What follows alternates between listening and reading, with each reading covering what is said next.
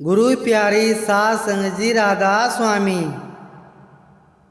15 फरवरी को डेरा ब्यास में बाबा जी और हजूर जी ने संगत को दर्शन दिए और उनके सवालों के जवाब भी दिए। एक सवाल पर बाबा जी ने कहा, अब मैं रिटायर्ड हो चुका हूँ, इसलिए हजूर से सवाल कर लेना। इस बात को हम विस्तार से आपको इस वीडियो में बताएंगे और आपके अपने चैनल चलो मोक्ष की ओर को सब्सक्राइब करें और कमेंट में राधा स्वामी जरूर लिखें। सवाल जवाब के बाद हम आपको संत पलटू साहब की एक प्रेरणादायक घटना भी सुनाएंगे, जिनका उल्लेख बाबा जी ने अपने सत्संग में भी करते हैं। 15 फरवरी के सवाल जवाब पर ध्यान देते हैं। इसी दौरान बहुत ही रोचक और आध्यात्मिक सवाल जवाब हुए।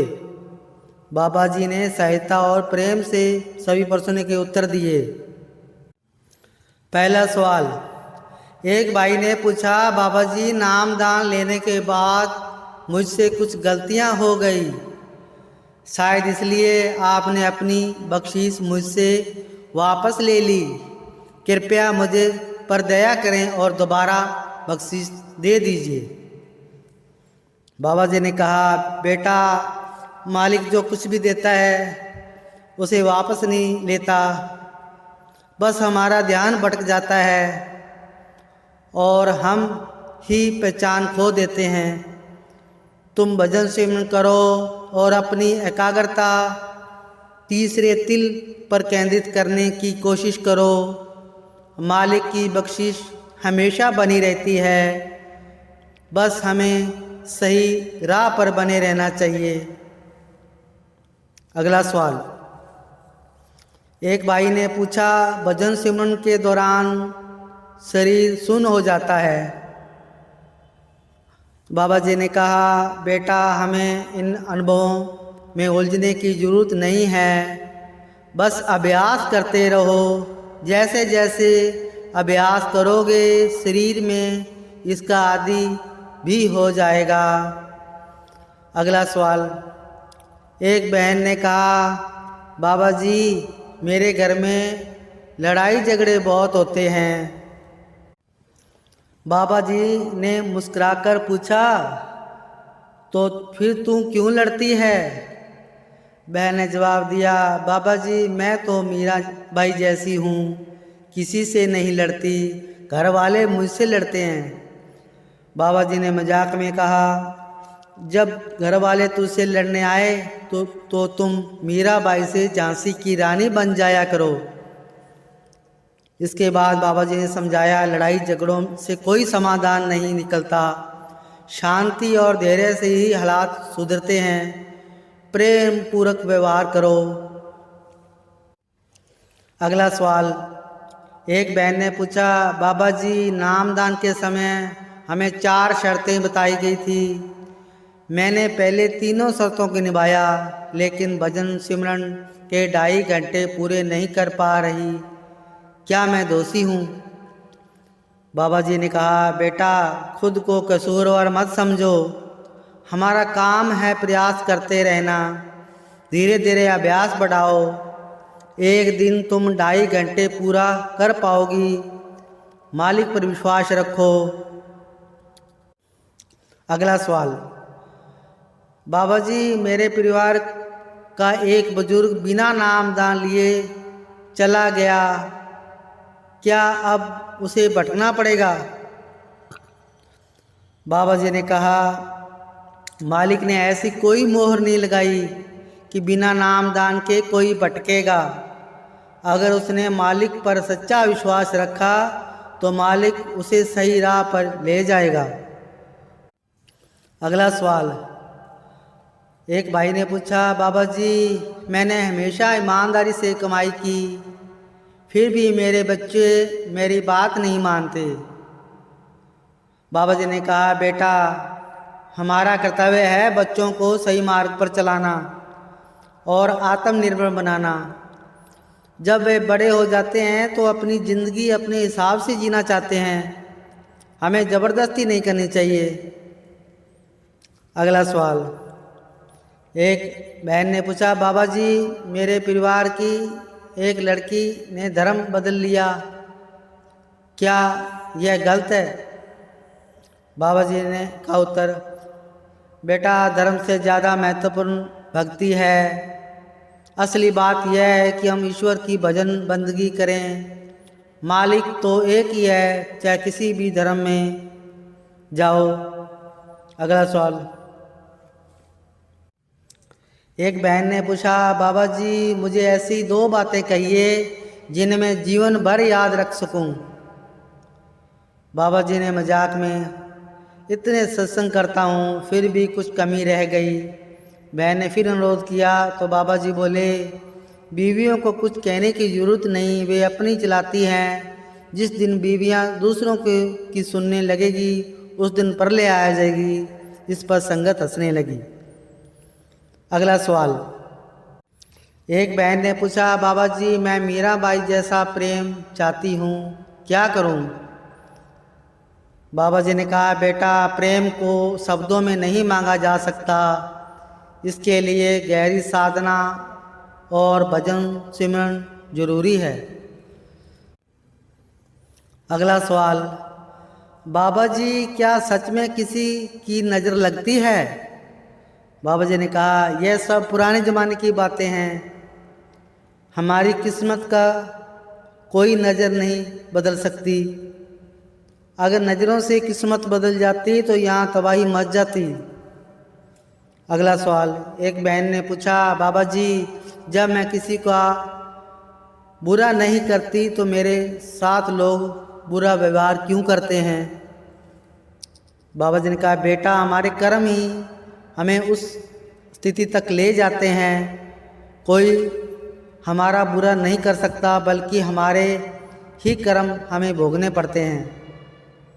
अगला सवाल। बाबा जी आपने मुझे 2 साल पहले नामदान दिया था, आज फिर से कृपा बरसा दीजिए। बाबा जी मुस्कुराते हुए, क्या पहली वाली कृपा खत्म होगी? बहन, बाबा जी कृपा डबल कर दीजिए।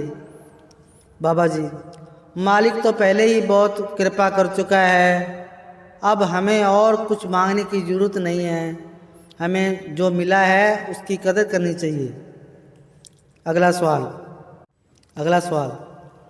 एक भाई ने पूछा, बाबा जी मैं मीडिया लाइन में जाना चाहता हूँ, लेकिन माता पिता इसके लिए तैयार नहीं हैं। बाबा जी, बेटा माता पिता कभी अपने बच्चों का बुरा नहीं चाहते, उनकी सलाह पर ध्यान देना चाहिए।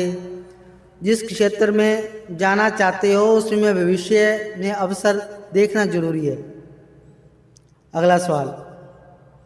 बाबा जी मुझे आपसे बहुत सी बातें करनी हैं, सेवादार से कहिए माइक नीचे करें।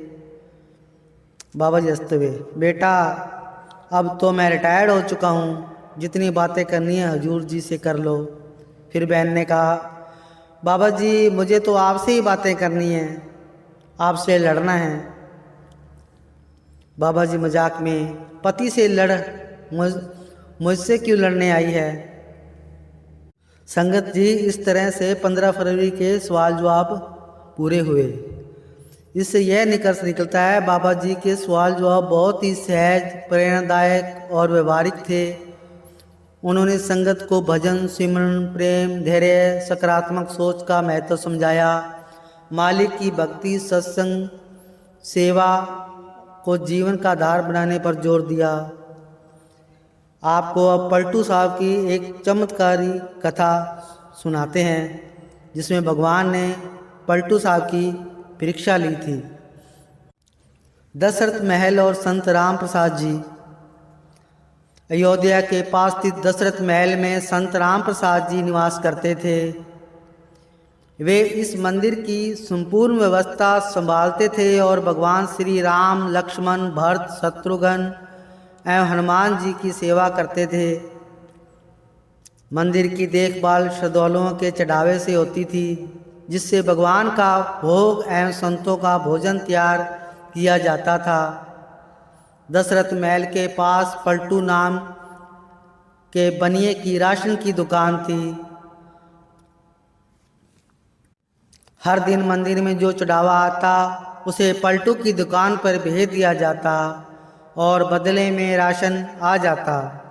यह प्रक्रिया नियमित रूप से चलती थी, जिससे मंदिर में किसी भी चीज़ की कोई कमी नहीं होती थी।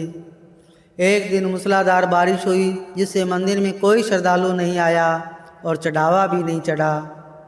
इस कारण राम प्रसाद जी ने पलटू बनिए से उधार राशन मांगा, लेकिन उसने सख्ती से इनकार कर दिया। भोजन के अभाव में भगवान को केवल जल का भोग लगाया गया और संतों ने भी केवल जल पीकर रात बिताई। इसके बावजूद राम प्रसाद जी ने अपनी भजन सेवा नहीं छोड़ी और भगवान के समक्ष भजन गाते रहे।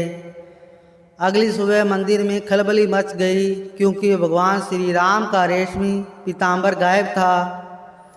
तभी पलटू बनिया दौड़ता हुआ आया और रोते हुए संत राम प्रसाद जी के चरणों में गिर पड़ा। उसने आंसुओं से भरी आंखों से बताया कि रात को 4 सुंदर बच्चे उसके घर आए थे। 4 बालकों ने वही पीताम्बर ओढ़ रखा था जो मंदिर में भगवान को उड़ाया जाता है। उन्होंने 1600 चांदी के सिक्के पलटू को देकर कहा, ये लो और मंदिर में राशन भेज दो। पलटू बने ने कहा कि उसके पास इतनी सामग्री नहीं है, तो बच्चों ने कहा कि वह रोज़ थोड़ा थोड़ा राशन भेजता रहे। सिक्के लेकर जब पलटू ने मुड़कर देखा तो वे चारों बच्चे गायब हो चुके थे। सुबह जब पलटू ने वह पीताम्बर देखा तो समझ गया कि वे चारों बच्चे समय श्री राम, लक्ष्मण, भरत और शत्रुघ्न थे। यह जानकर उसके पैरों तले जमीन खिसक गई और वह फूट फूट कर रोने लगा। उसने अपने अहंकार का त्याग किया और अपने जीवन को प्रभु की भक्ति में समर्पित करने का संकल्प लिया। उस दिन से पलटू बनिया पलटू दास बन गया और आध्यात्मिक जीवन जीने लगा। आज उनकी समाधि रामकोट अयोध्या के पास स्थित है। उसी शाम जब राम प्रसाद जी भजन सेवा कर रहे थे, अचानक वे बेसुध हो गए। जब वे सामान्य हुए तो उनके माथे पर एक गोल दिव्य तिलक चमक रहा था। जब संतों ने पूछा तो उन्होंने कहा, समय माता जानकी आई थी और उन्होंने अपने हाथों से यह तिलक मेरे माथे पर लगाया। इसके बाद राम प्रसाद जी ने इसे हमेशा अपने माथे पर धारण कर लिया। भगवान अपने भक्तों की परीक्षा अवश्य लेते हैं। जो उनके प्रति पूर्ण समर्पित रहते हैं, उन्हें उनकी कृपा अवश्य प्राप्त होती है। अहंकार का नाश होते ही सच्ची भक्ति प्राप्त होती है। जो सेवा और भक्ति में लीन रहता है, उसे भगवान किसी न किसी रूप में दर्शन अवश्य देते हैं। आपके अपने चैनल चलो मोक्ष की ओर पर समय समय पर आपके लिए आध्यात्मिक साखियाँ, प्रेरणादायक कहानियाँ और सच्ची घटनाओं पर आधारित प्रसंग लेकर आते रहते हैं। हमारा उद्देश्य आपको आध्यात्मिक पथ पर मार्गदर्शन देना और इस यात्रा में आपका साथी बनना है।